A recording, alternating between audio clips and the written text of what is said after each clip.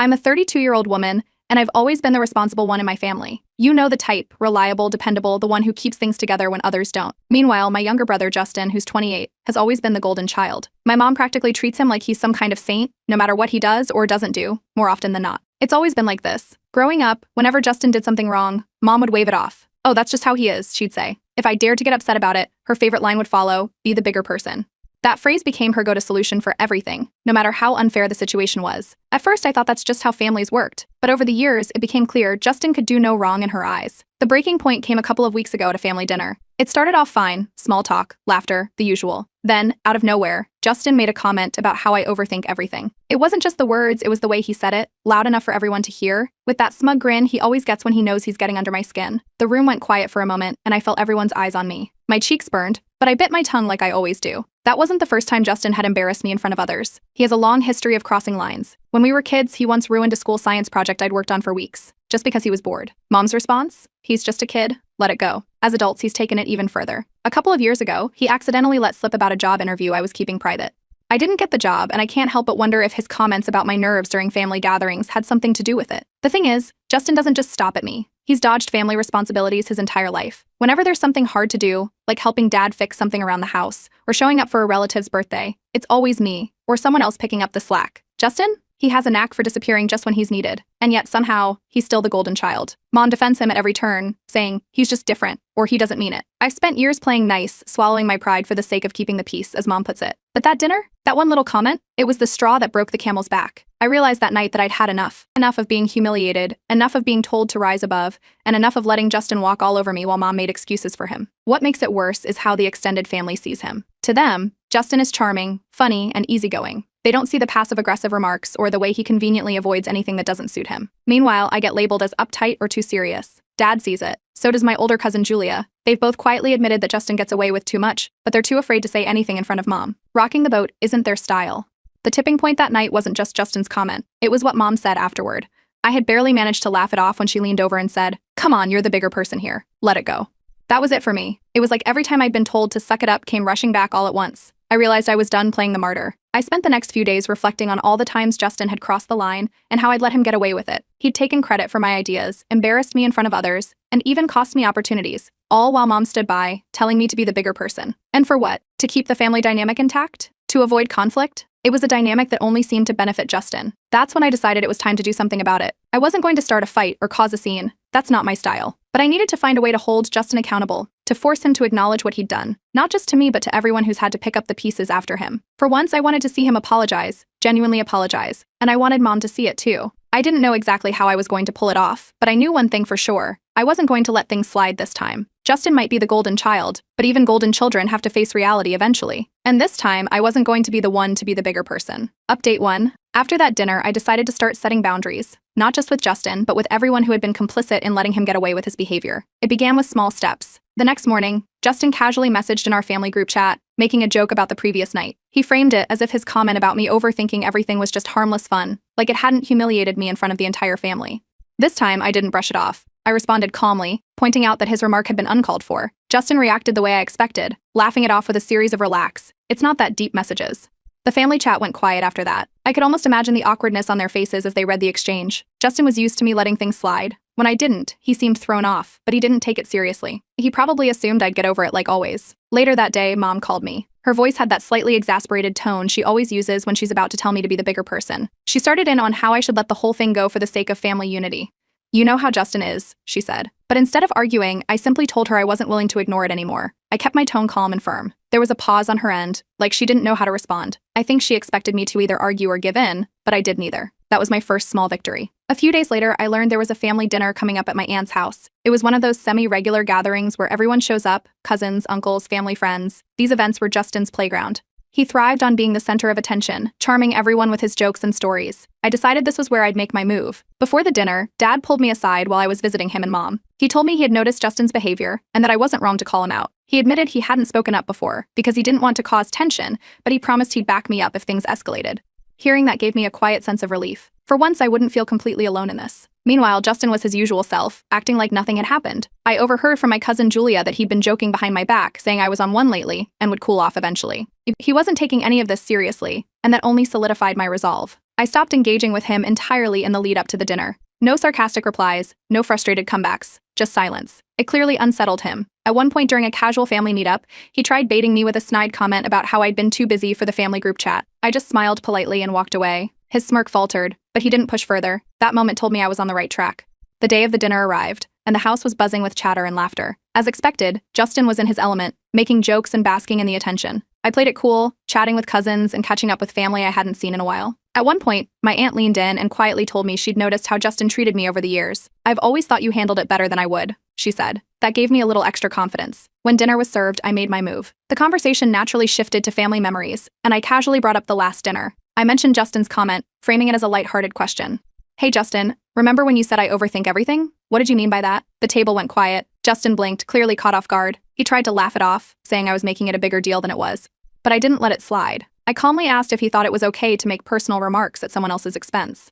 The atmosphere turned tense. Justin stammered, trying to downplay the situation, but his usual charm wasn't working. Mom looked uncomfortable, shifting in her seat. A few of my cousins avoided eye contact, while others looked like they were waiting to see how it would play out. Justin finally muttered a half-hearted apology, something about not meaning anything by it. It was insincere, but it was a start. I accepted it gracefully, not wanting to escalate things further, but I think everyone could tell I wasn't completely satisfied. The awkward silence hung in the air for a few seconds before someone quickly changed the subject. Still, the damage was done. Justin had been forced to apologize in front of everyone, a first, as far as I could remember. And for once, I didn't feel like the one who had to swallow her pride. Update 2.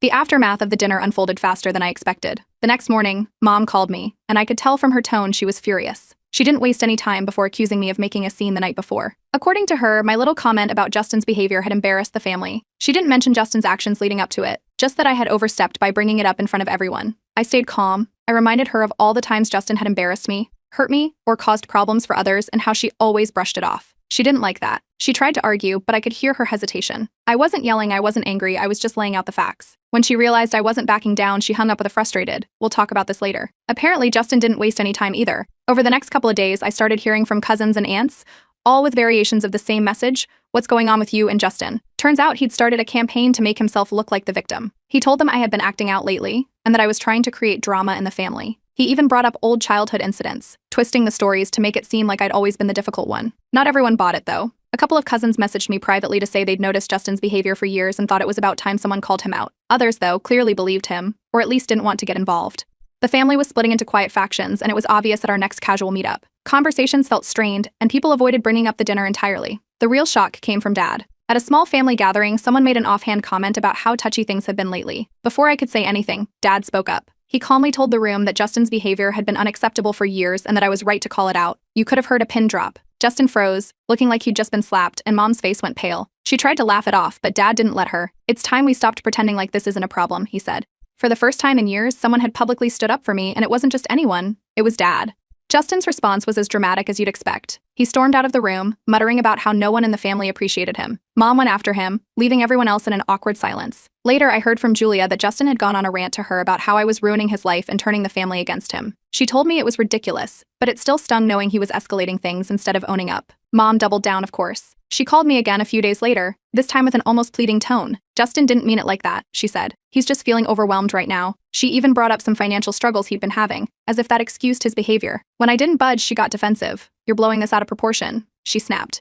"Do you really want to break up the family over this?" That was my breaking point. I told her, as calmly as I could, that I wouldn't be attending any more family gatherings unless Justin apologized, and not just some muttered, insincere apology like the one at the dinner. It had to be genuine, and it had to include acknowledgement of what he'd done. If that didn't happen, I was done. Mom didn't take it well. She accused me of being dramatic, selfish, and a host of other things I've heard 100 times before. But I didn't back down. Word of my ultimatum spread quickly. Some family members were shocked. Others quietly reached out to say they understood. A few even shared their own stories of Justin's behavior over the years. One cousin told me about a time Justin had sabotaged a project they were working on together and never apologized. An uncle mentioned how Justin had borrowed money from him and never paid it back. It seemed like once the floodgates opened, everyone had something to say. Justin, of course, tried to spin it. He called me one evening, claiming he wanted to fix things, but it quickly became clear it was just another manipulation attempt. His apology was filled with backhanded comments like, "I'm sorry if you felt hurt, and I guess I didn't realize you were so sensitive." I ended the call before he could finish. If anything, that fake olive branch just made things worse. Mom wasn't done either. She called me one last time with an ultimatum of her own. "Either you let this go, or you're going to tear this family apart." I responded with my own, no real apology, no relationship. She didn't take that well, but I think it finally sank in that I wasn't going to cave this time. The fallout was messy. Justin had another meltdown, this time blaming Mom for not fixing the situation. Mom was visibly exhausted, caught between defending Justin and dealing with the growing tension in the family. Meanwhile, I felt a strange sense of relief. For the first time, I wasn't the one bending over backward to make things right. Update 3. After my ultimatum, Justin kicked his manipulation into high gear. He started calling and texting extended family members, painting himself as the victim. I heard from one of my cousins that Justin was telling people I had completely lost it and was out to ruin the family.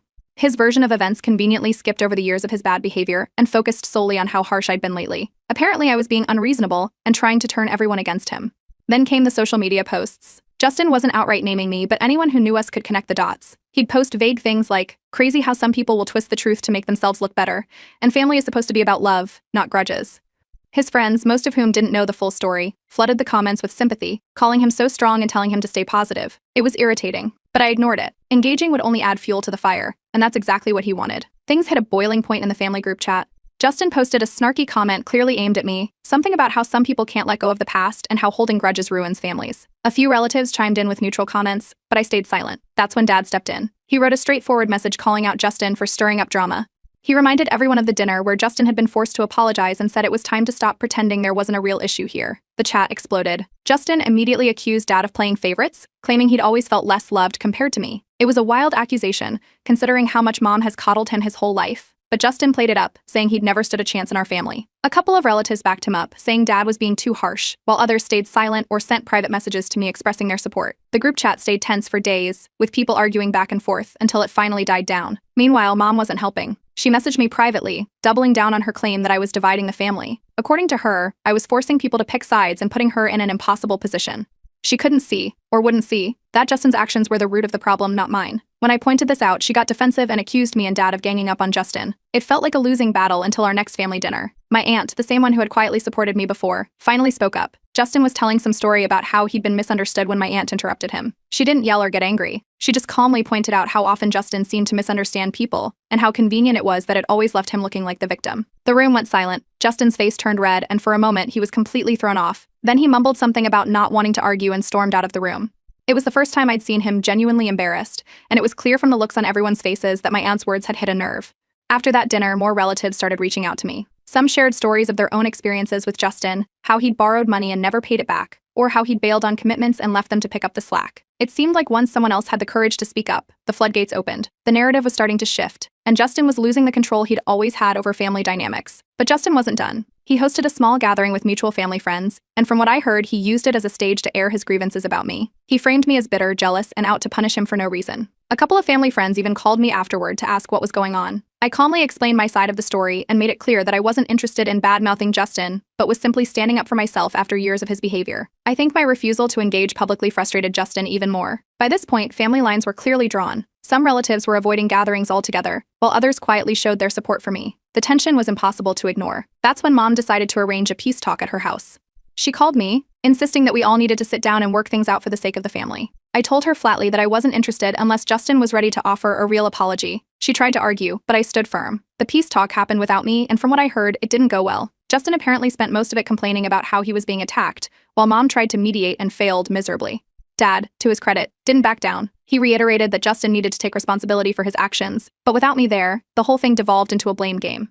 For the first time in years, I felt like I was in control. The situation was messy, but I wasn't the one scrambling to keep the peace anymore. Justin might still be trying to spin the story, but the cracks in his golden child image were starting to show, and I wasn't about to let him patch them up so easily. Update 4. Not long after the so-called peace talk flopped, cracks in Justin's perfect image started to show, and it didn't take long for everyone to notice.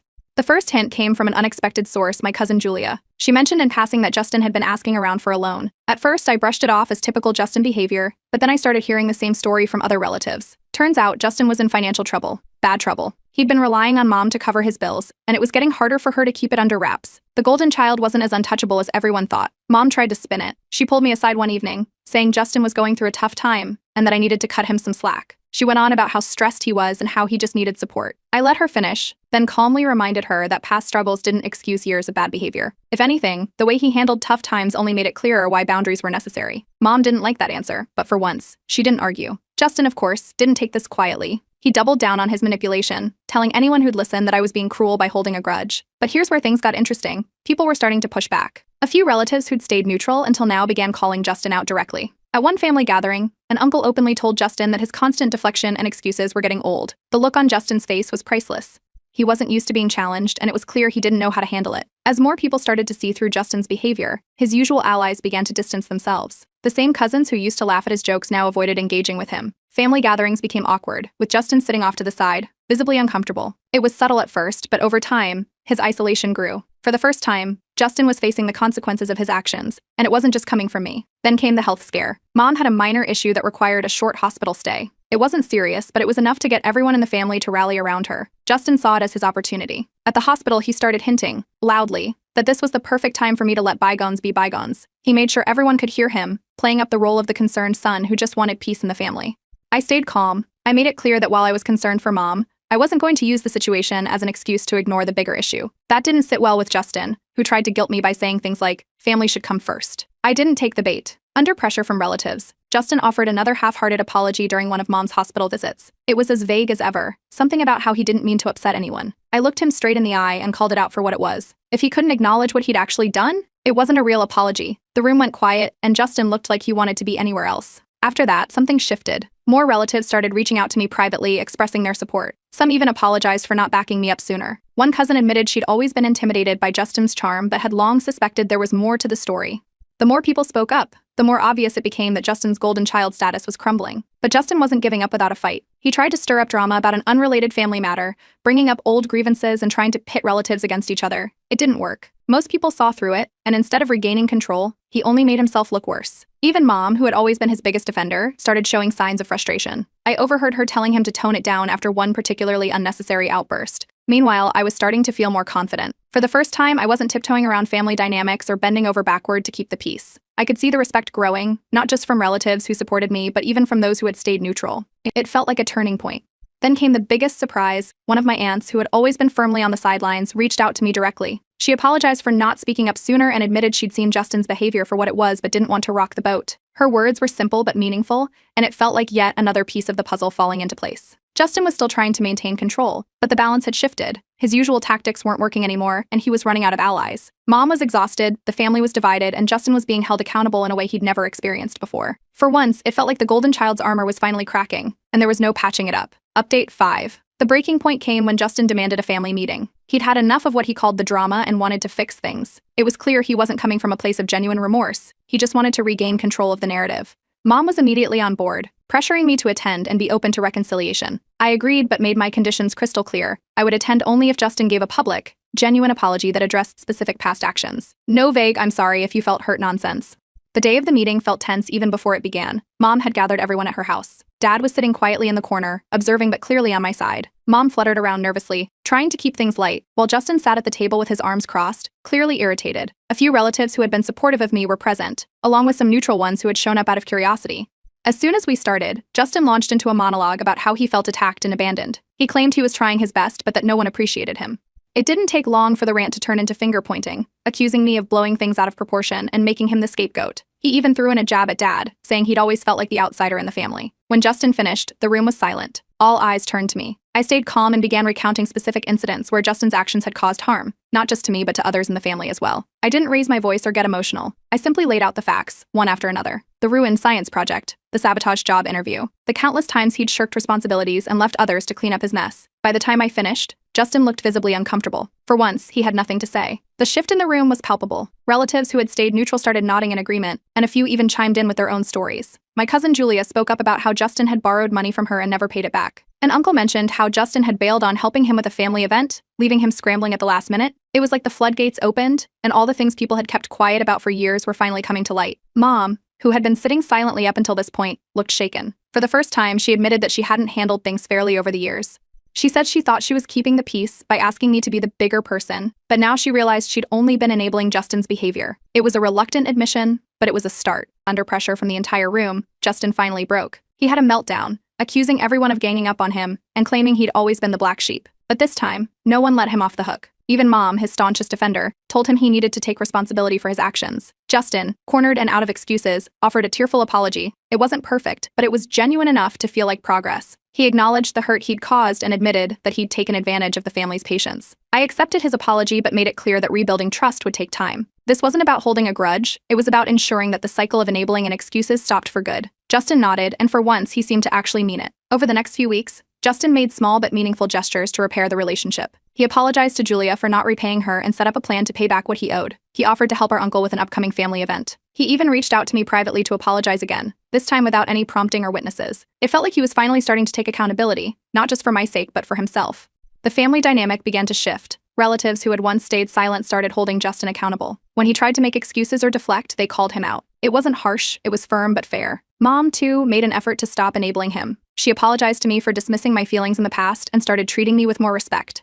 Dad remained a quiet but steady source of encouragement. He never made a big show of taking sides, but his support was clear in the way he backed me up during family discussions and subtly encouraged Justin to keep making amends. As for Justin, he started showing signs of genuine growth. He still had a long way to go, but the effort was there. He apologized to other family members he'd hurt and started showing up for responsibilities he would have ignored in the past. He even admitted, during a casual conversation, that he'd been too wrapped up in his own world to realize how much damage he was causing. Things aren't perfect, and they might never be. But for the first time, I feel like there's a sense of fairness and respect in our family. I'm no longer the one carrying the burden of keeping the peace, and Justin is finally learning what it means to be accountable. It's not the ending I expected, but it's one I can live with, and that feels like a victory in itself.